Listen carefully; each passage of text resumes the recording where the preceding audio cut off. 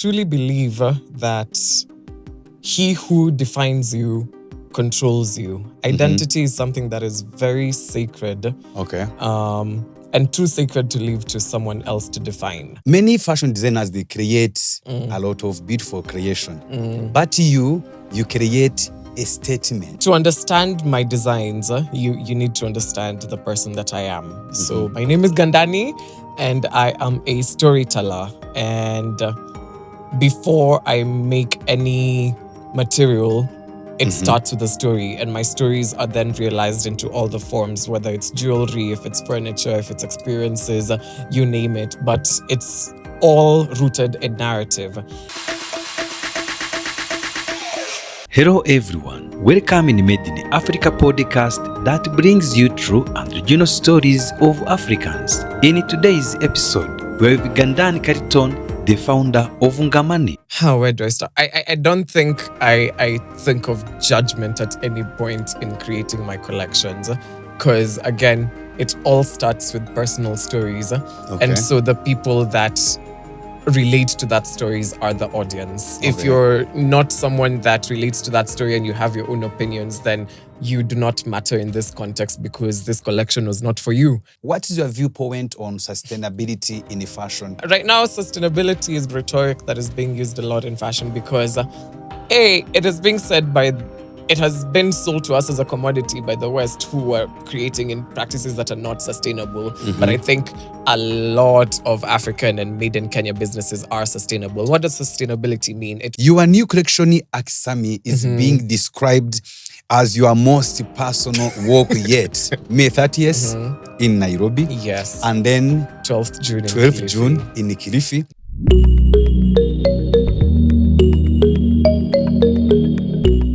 Greetings everyone, wherever you are. Welcome in Made in Africa podcast, season 2, episode 4, with a guest who need no introduction. Before I dig in, I want to read this text to our guest. But before I just go, let me give him say hello to our audience. How are you doing today? I'm doing very fine. Thank you. You have so energetic. So people, they may not even know your name, but let me read to you this text, because this is a text you told in the media. You said, for the audience who are following us today, until the lion learns to write, every story will glorify the hunter, but this time, the lion is writing and he's wearing NGAMANI. For someone who doesn't familiar to this term, how and why did the fashion become a pen that you use to write? It's kind of poetic. It's kind of, so what does that mean to you, Gandani? Wow, that's a very good point to start. I truly believe that he who defines you controls you. Identity is something that is very sacred. Okay. And too sacred to leave to someone else to define. And once you are sole in your identity and you have found a way to define yourself, then narratives that exist about you will only come from you, and that's your true power, because your identity is your superpower. And it just so happened that in my identity, there was a lot of expression in grandiose and larger than life ways and taking up space, but yours could be something else. And I urge you to find whatever it is, because that is your superpower. You describe yourself as a voice who are voices for the community, in the marginalized communities. Who are these people, and why are you concerned with that initiative? Who are these people? People like me. I think I want to be a textbook definition of what queer African excellence could look like. And it's not a narrative that has been painted very flamboyantly and luxuriously. When you think about queer Africans, you just think about strife and struggle and a lot of resilience, but rarely do you ever get to experience the beauty that comes out of it. And this is, again, a narrative that has been written without our involvement. And I'm all about reclaiming identity. And once you take that pen and write for yourself, then you define what the next steps will look like for you. So I'm very intentional in creating that image of success and excellence. That's very interesting. And I will maybe ask more questions when you go through ahead. Many fashion designers, they create a lot of beautiful creation. But you create a statement. So where does that came from? The anger, the tenderness, the politics, and how do you hold all of that inside the garment without losing a beauty? I think to understand my designs, you need to understand the person that I am. So my name is Gandani, and I am a storyteller. And before I make any material, it starts with a story, and my stories are then realized into all the forms, whether it's jewelry, if it's furniture, if it's experiences, you name it. But it's all rooted in narrative, and I'm constantly telling the narrative of liberation and freeing your mind and finding your own identity and becoming the person that defines it. And so when I create, it's not the material that comes first, it's the story. Are we expressing joy? Are we expressing grief? Are we expressing anger? Are we expressing liberation? That comes first, and then that is what will determine the end piece. Yes. Okay. Thank you very much, Ngandana, and I hope, dear fashion lovers, enthusiasts, businesses, wherever you are, I hope you have a very, very good time. We are just starting, and you can see our guest is so vibrant and vibrating. So, tell us more about NGAMANI. NGAMANI, it is a fashion brand that is now trying to even more established. So to you, tell us more about NGAMANI, and were you expecting what you are seeing in 2026? Okay. Yes, I was. NGAMANI. Do you want to know the meaning of the name NGAMANI? Yes. NGAMANI comes from a Swahili methali that says, Mwenda tezi na omo marejeo ni NGAMANI. So in your mind, I want you to picture a canoe, with the front part of the canoe being tezi, the back part being omo, and the center being NGAMANI. What this adage says is, for this canoe to survive any high tides, you need to have your weight at the center, which is NGAMANI. Now, I want you to take the front and back of this canoe as societal perceptions and what people want you to become, and NGAMANI as your authentic core. That is who we are. NGAMANI is a deliberate call to center, to tell people to come back to their center and find out who it is that they are. Because again, when you define who you are, you will not be swayed by the outside forces. And so when I started this, it started as a short film, actually, that I made in 2022. I used to make a short film every year on my birthday to kind of mark the passing of that birthday. So when I turned 18, I made And Now We Bloom. When I turned 19, I made a short film called Becoming. And when I turned 20, I made the short film NGAMANI in 2022. Yes. So as I was preparing for the next short film for the coming year, NGAMANI didn't feel finished. Like, I was trying to, script the next film, which was AKISAMI, which we'll get into, but there was something that was incomplete about NGAMANI. And I went back to revisit it, and I realized that it needed to come out of just the film. It needed to be a way of living, because this is the same principle that I was speaking about in the film, and I had just started living it. And I found that my way of living it was expressing myself in loud, grandiose ways. And I wanted to now extend that to the people. And that is how NGAMANI was born, by me wanting to share this center of mine to the people. It was received very beautifully from the start, because I think our narrative was so clear, and therefore we were able to attract the right people. We were able to find our community very quickly. And so why I'm not even surprised that we are where we are is because our narrative has been very consistent and very authentic, and our tribe has always held our hand. Yeah. Okay. That is very interesting, NGAMANI. And last year, you did a very remarkable show, and it was called Sold Out, and the pieces was very remarkable. To you, tell the fashion lovers and the businesses who are following this show, who are not there, how was the show and what each piece tried to say? Because it was a very interesting show. Many people attended, and tell us more about that show and what each piece tried to say? Because there are a few pieces I want to ask you more about. Yes. Okay. First of all, if you have not attended NGAMANI show in your life, you have not lived. Put it on your bucket list to at least once come to NGAMANI show. The collection you're speaking about is the Madhabahu collection, which was at that point my most vulnerable yet, but I'm finding that I'm getting more comfortable with my audience and I'm telling more vulnerable stories as time is going. Madhabahu is a Swahili word that means altar. And I wanted to present the human body as an altar.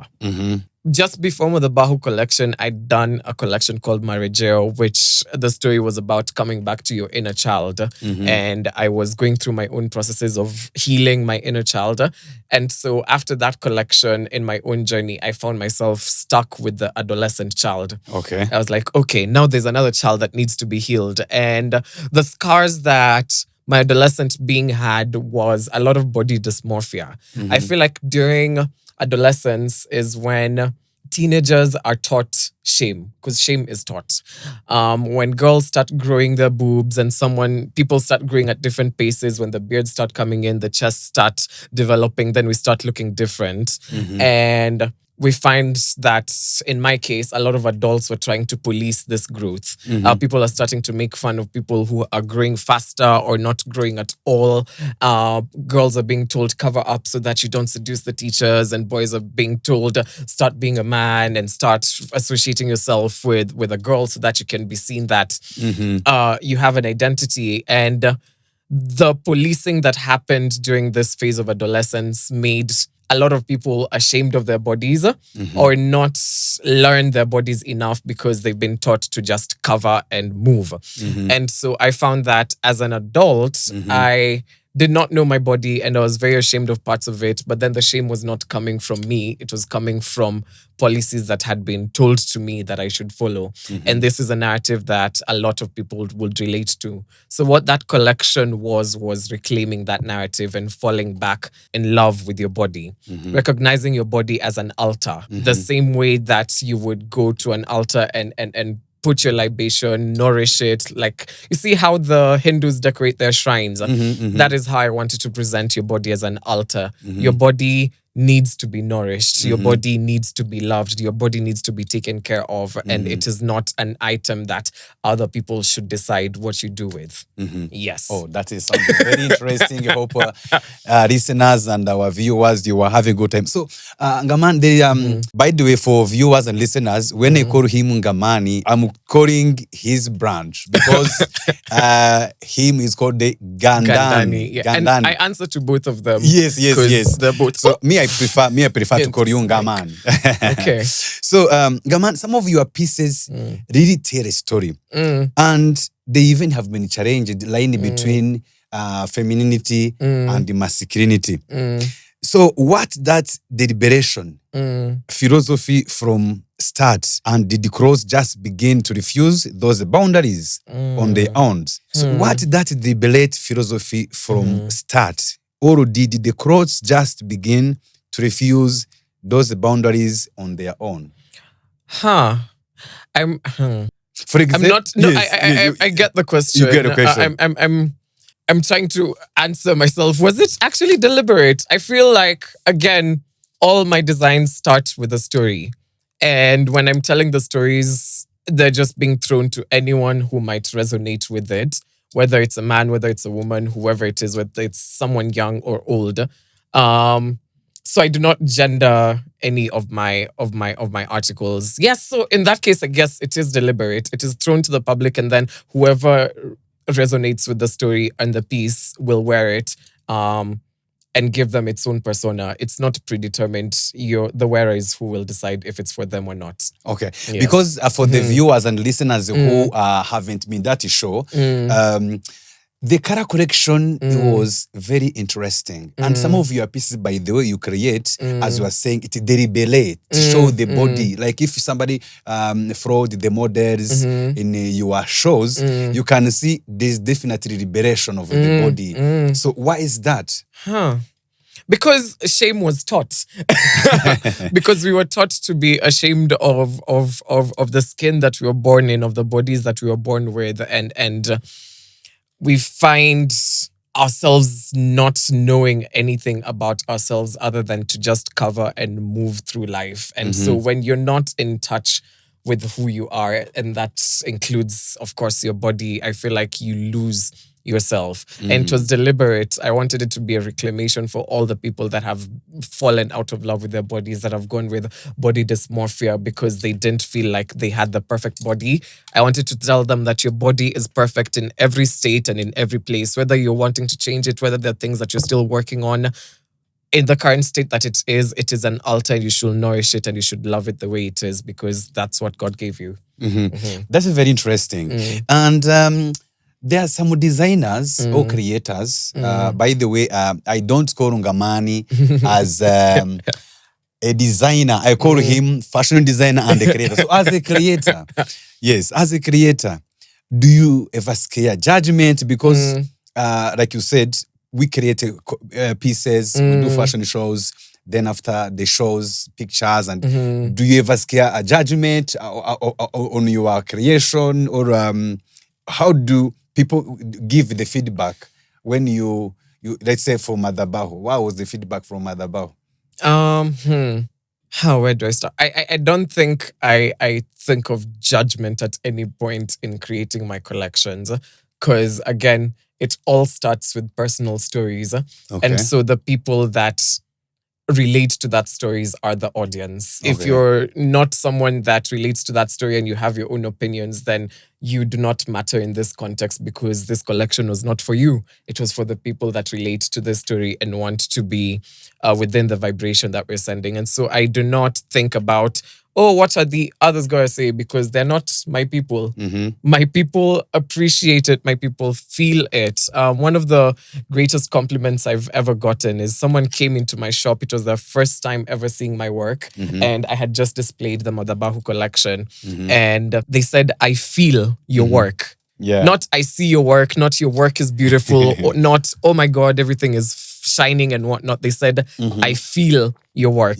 Because all the pieces have spirits and they have a lot of soul that went into them and intentionality before they became material. And so that is the audience that I want. The people that are not just looking at the material, they're looking at the story behind it. And so the others that judge are not really in my target audience.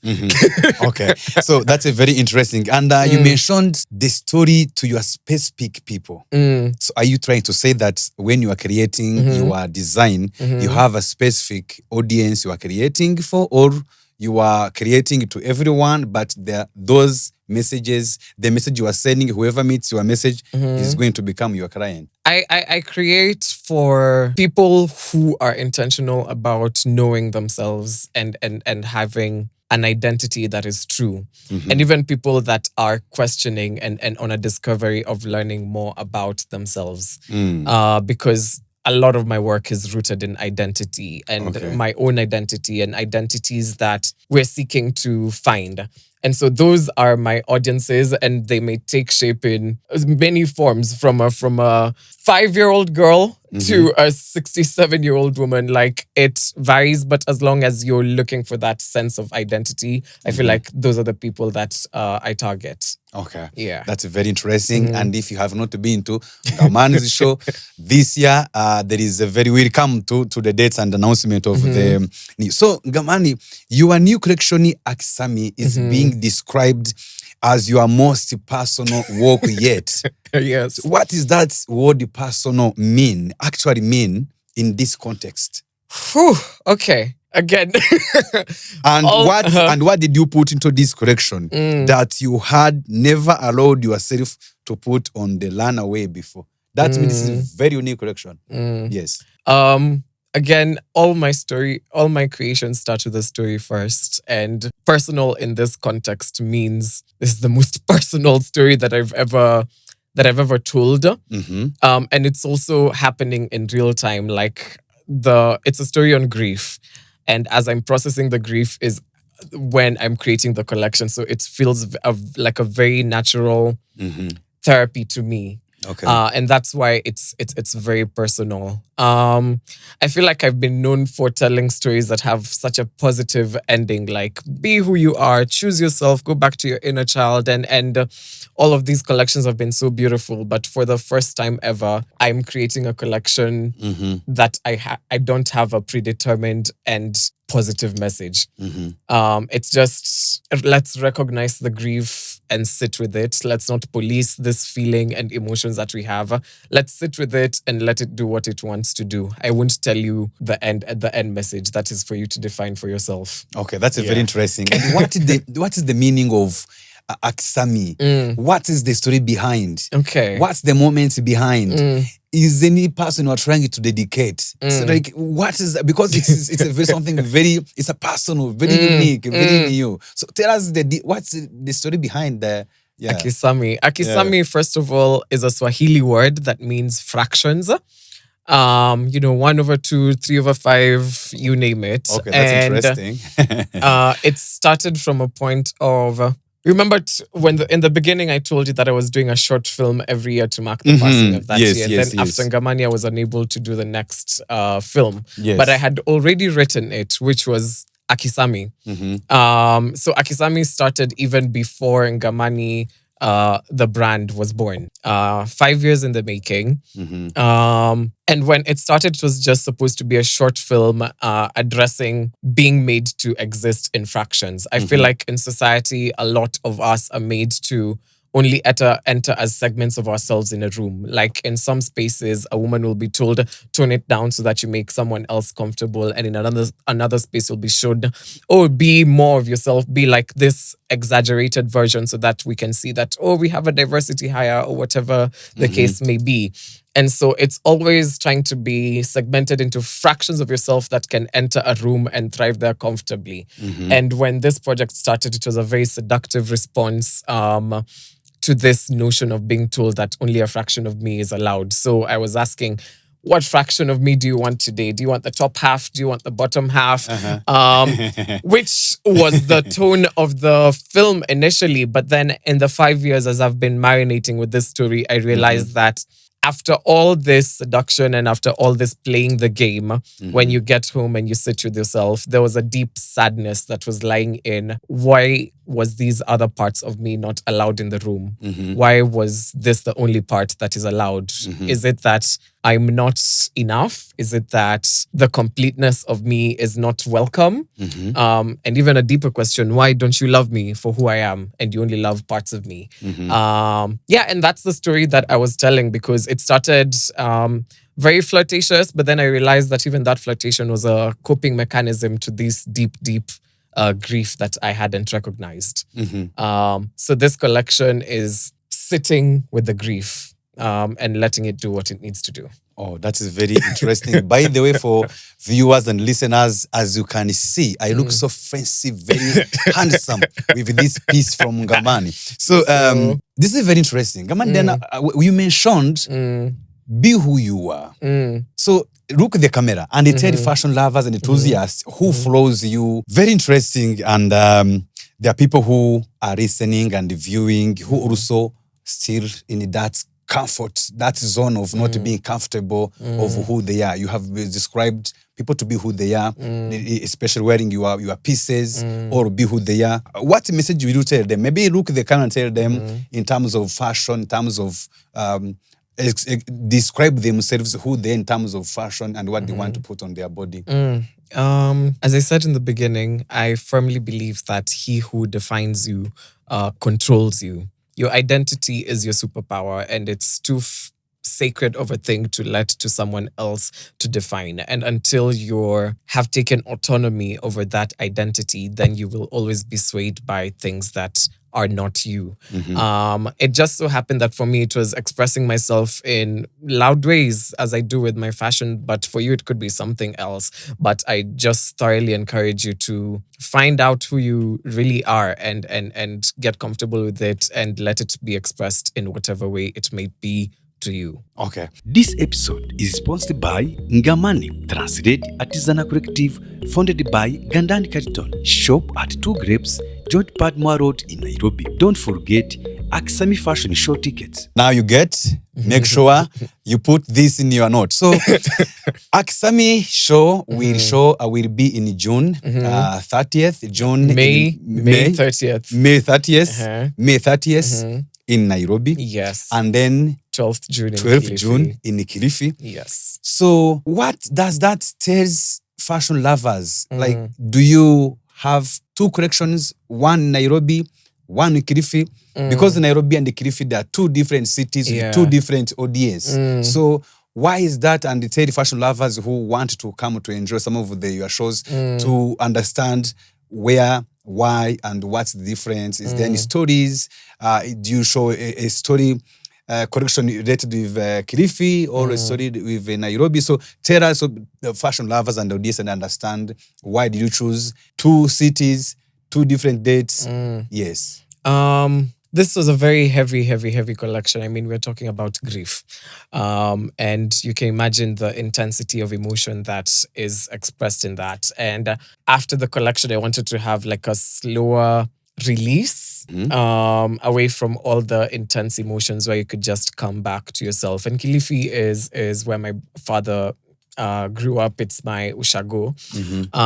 And so after the Nairobi show, I want to have like an intimate experience on a dhow cruise with a few people. We don't have a lot of spots for Kilifi. Just to go and release, because that is what I was going to do personally. Like immediately after the fashion show, I was going to go back to Kilifi and rest and touch water. And I feel like this might be something that other people might need to experience. So it'll be more of an exhibition than a runway. So we'll go and now look back at this collection and what we felt from Nairobi in a way of releasing. So it won't be as intense, but we're also trying to build an audience in Kilifi, because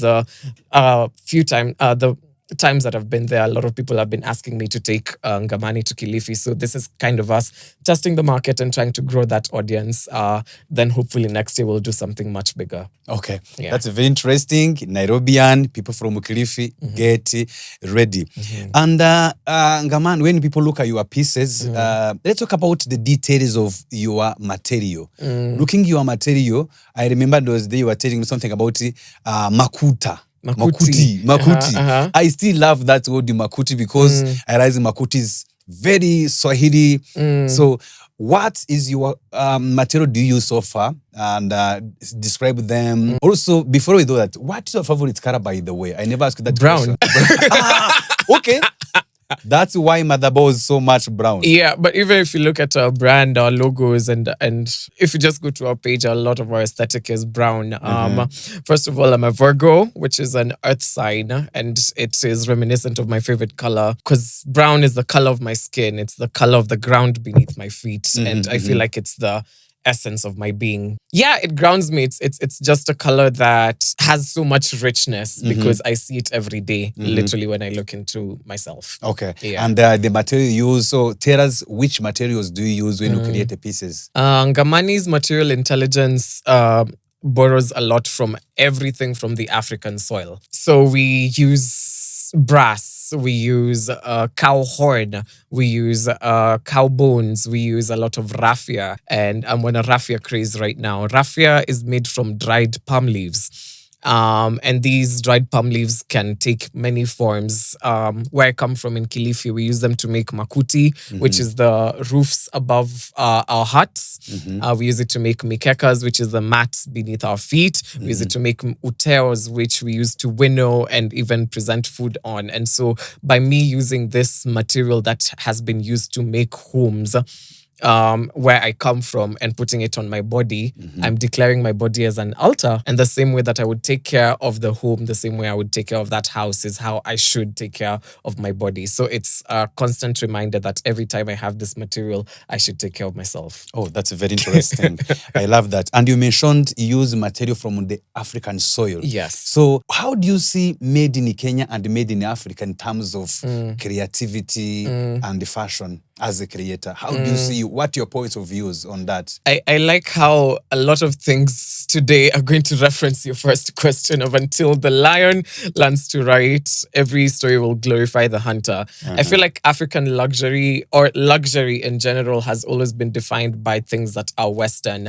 And we have a lot of Africans that would not even buy Kenya or buy Africa because they associate luxury as things that have been coming from Paris, coming from Italy, and materials that are all outside. And this is a narrative that is by design. We're told that what is ours is not luxury. And so I'm very intentional about looking within and being the own definer of what luxury is to you, because a lot of the materials that are in the luxury market are extracted from our very own soil. The golds, the diamonds, all of them come from here. And for us to only buy from outside, yet within we have so much, then our identity is being defined by someone else.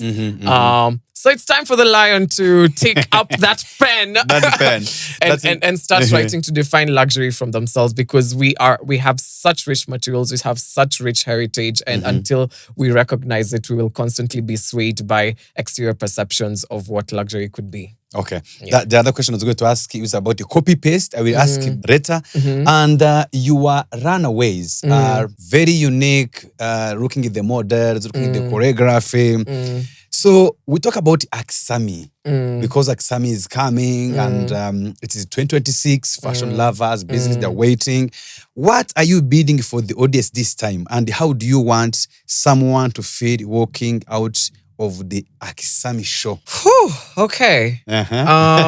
First of all, we'll start on time this year. Okay. I need to take accountability for that one. I need to take accountability for that one.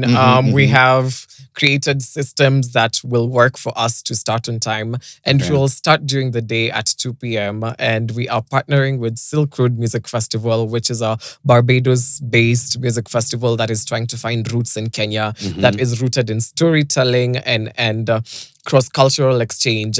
And they will be what welcome you when you enter the AKISAMI experience. You will walk in to a list of, I think, 4 to 5 music acts, all African and all telling stories of liberation and of African identity. And so when you walk in, you will be serenaded and you will have a chance to decompress and release. And then we will usher you into a sacred space, which is the runway, where we will present our 20-piece collection that I do not want to tell much of. You just have to come and experience for yourself. And after that, as usual, NGAMANI Runway has to end with a ball. And so we'll be partnering with House of Andeti for the second year in a row to and we say hello to House Andeti. House of Andeti. Yeah, the best dancers. I like them, by the way. And so, we'll be partnering with House of Andeti once again to do a disco matanga ball, because in Luo and a lot of African cultures, the grieving processes are usually very elaborate. And so after having such a heavy day of experiencing these emotions, we need to then celebrate and release and enjoy life. And Andeti will be giving us the Disco Matanga Ball, which is something that we've borrowed from Luya and Luo cultures to release all these emotions. Oh, that's very interesting. Yes. By the way, I was going to ask the question and you already answered, but I still have ballroom. It is very unique. I don't know how you mentioned Rio, I don't know if in the culture, African culture, you have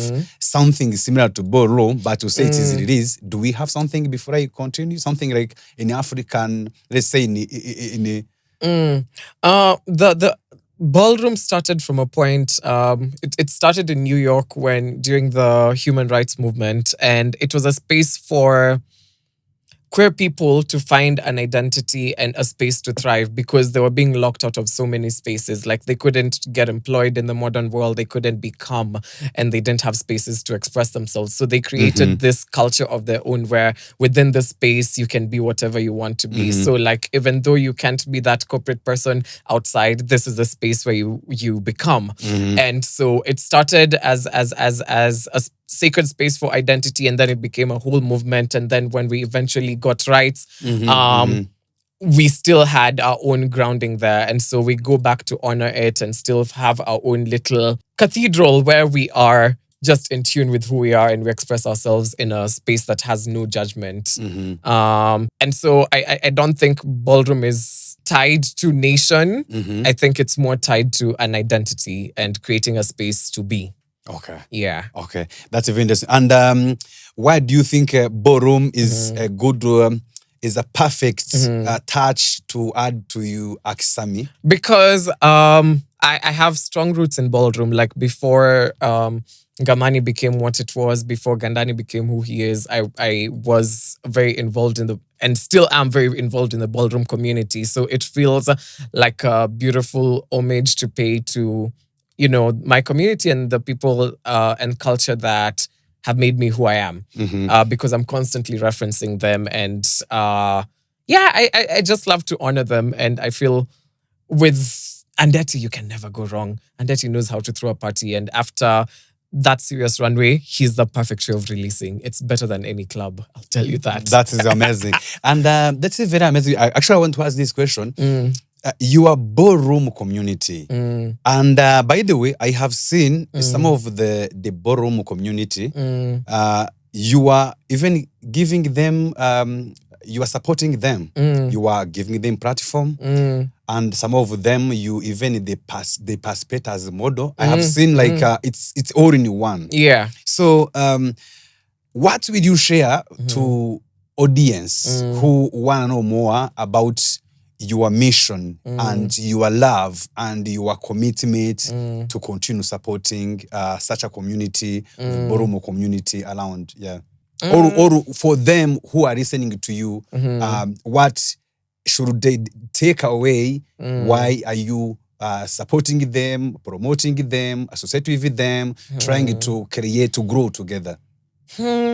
I don't like the them connotation, because them means that I'm detached from them. The Yet I'm community. literally one of You, yeah. And so Thank you. it's like literally growing with your home. Like the way that if you succeed, you'll carry your family. It's the same way. It's not like they are a special group that is aside that I'm reaching out to. These are literally my brothers, my sisters, my family. And so of course, wherever I go, I will go with my people. Okay. Yeah. Oh, thank you very much. And to empower them. And this is one of the Made in Africa podcasts, because some of our listeners and audience, always they are happy to hear such an initiative of you having your fashion brand, invest in your business, but also associate with more than 100 people. That is what you call creating jobs to people. So thank you for creating jobs to people. So, and fashion has a complicated relationship with the communities it belongs from. It takes a culture, then it gives back. How conscious are you of that tension, and how does NGAMANI try to stay rooted in the communities it draws from, rather than just drawing from them? That is... what a question. I'll go back to our ethos. We are storytellers first before anything else. Okay. And so anytime we make a reference, we make sure that this reference didn't come from nowhere. It came because they fit perfectly within this narrative that we're trying to tell.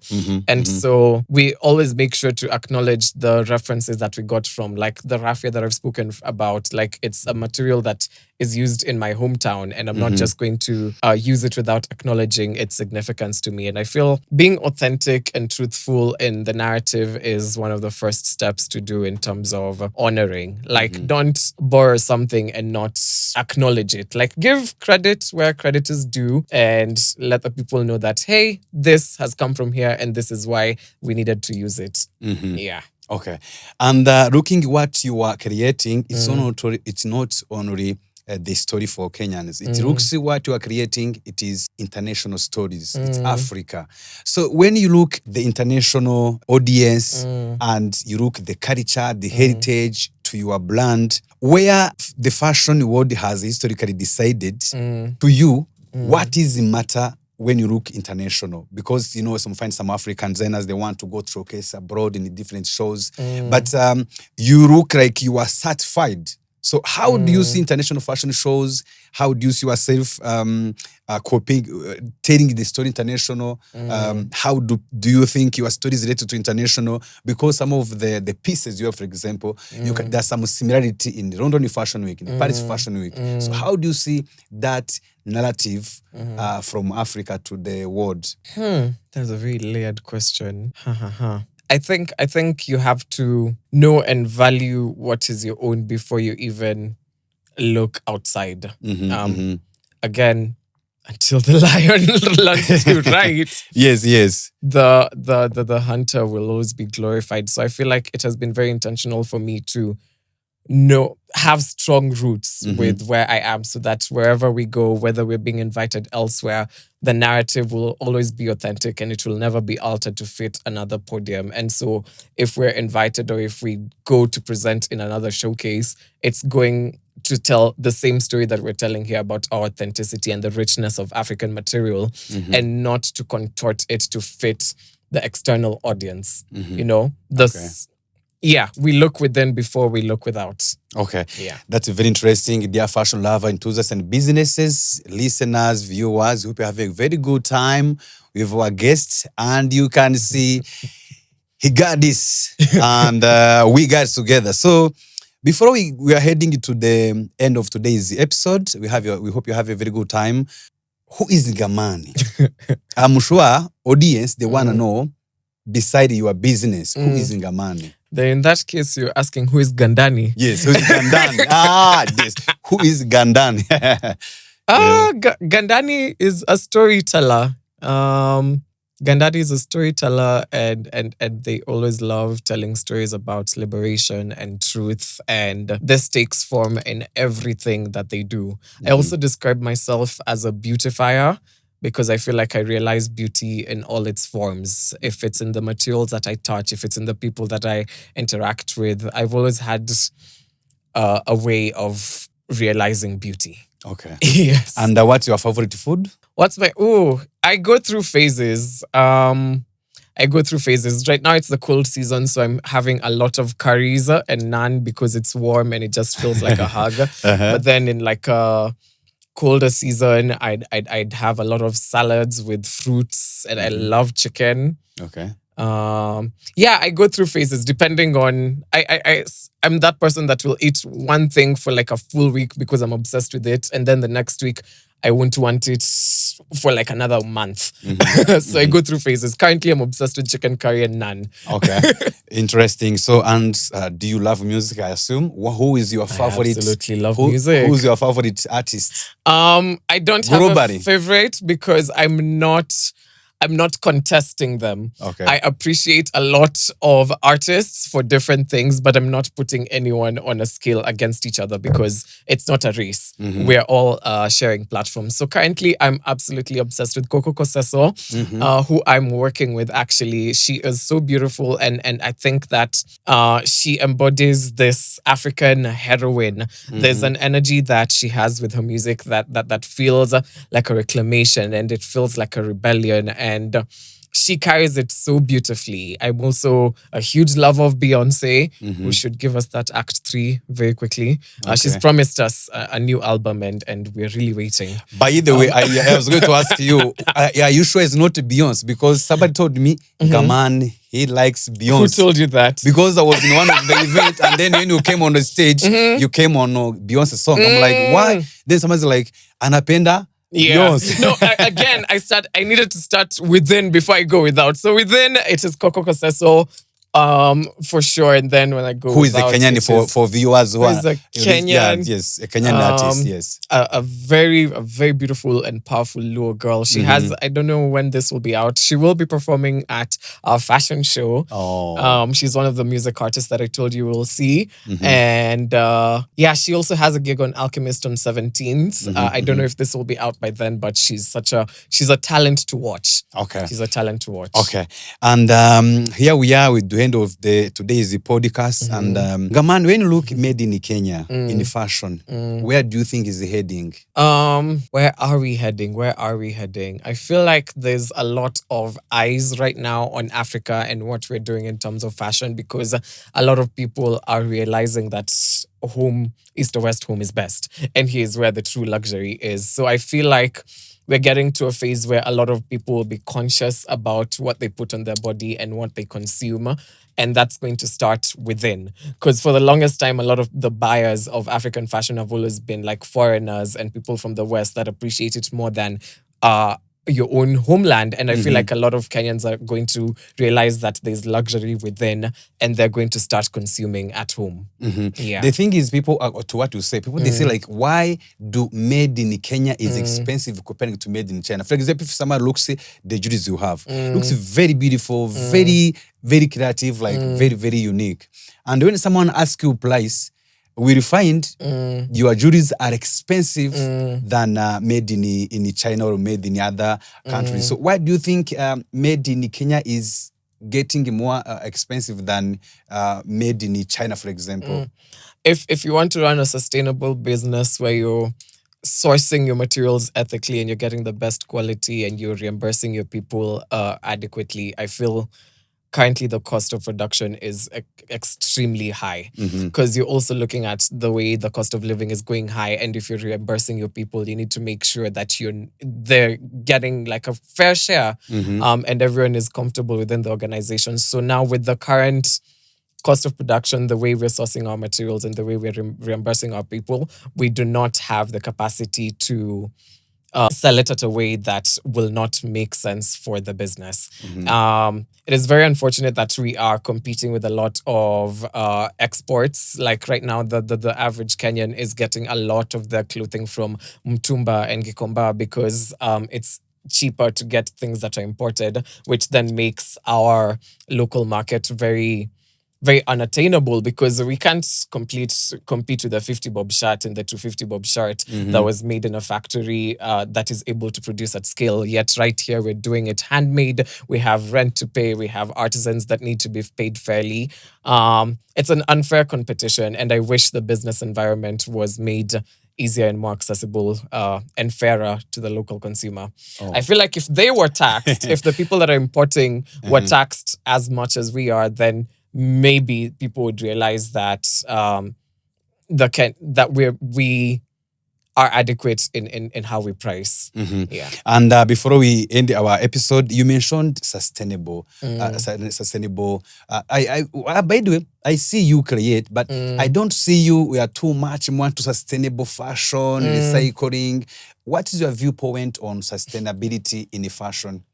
Right now, sustainability is a rhetoric that is being used a lot in fashion because, it is being said it has been sold to us as a commodity by the West, who are creating in practices that are not sustainable. But I think a lot of African and made in Kenya businesses are sustainable. What does sustainability mean? It means creating something today that will not cause dilapidation on what you have currently or affect how it will be used in the future. And I feel like a lot of Kenyans are doing that already. Like, we do not produce too much. We do not create a lot of waste, and we are always producing in small batch. So even though we're not blasting it on billboards and saying, oh, sustainable, sustainable, sustainable, it's because this to us is not a separate commodity that we're selling. It's who we are. I don't have to come and tell you that, oh, you have red blood cells, because it's something that is naturally in you. So it's how we've always run our stuff.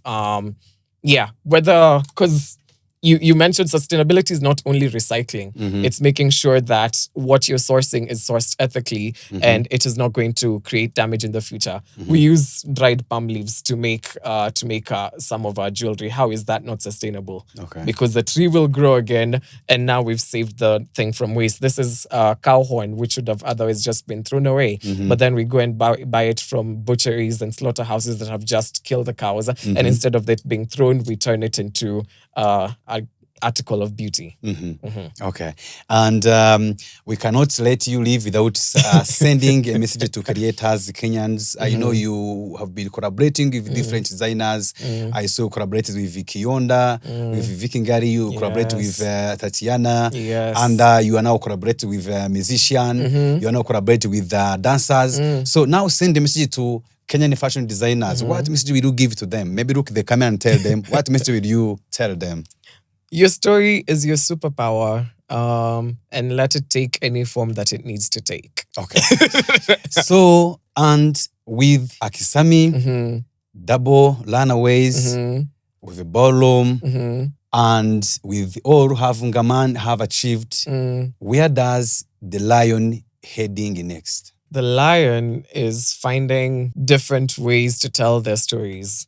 You've just mentioned that we're collaborating with musicians and dancers and all these, and we're finding as many ways as possible to continue our stories. So we are going to be practicing many art forms outside of just fashion, and I can't wait for you to experience all of those. What do you want this brand to look like in 10 years? That is what I want it to look like. I want the existence. We have just recently launched our sister company, NGAMANI Home, that is presenting furniture items and items for the house that are rooted in this narrative. Pieces that have character, pieces that can tell a story. And this is how the brand will look like in the next 10 years. There'll be a lot of forms that you will experience these stories. If it's in photography, if it's in architecture, there's so many ways that you're going to consume the story of liberation. And I can't wait for you to experience them. Okay. So, dear fashion lover, enthusiasts, and businesses, thank you very much for being with us. We hope to see you next time in another episode. And in Gandani, thank you for coming. Thank you so much for having me. We appreciate it. Asante sana. Thank you for coming to Made in Africa podcast. So viewers and listeners who can listen this via any platform, you can also watch us live on our YouTube. And see you next time. Asante sana. Bye-bye. See you at the fashion show. Yes.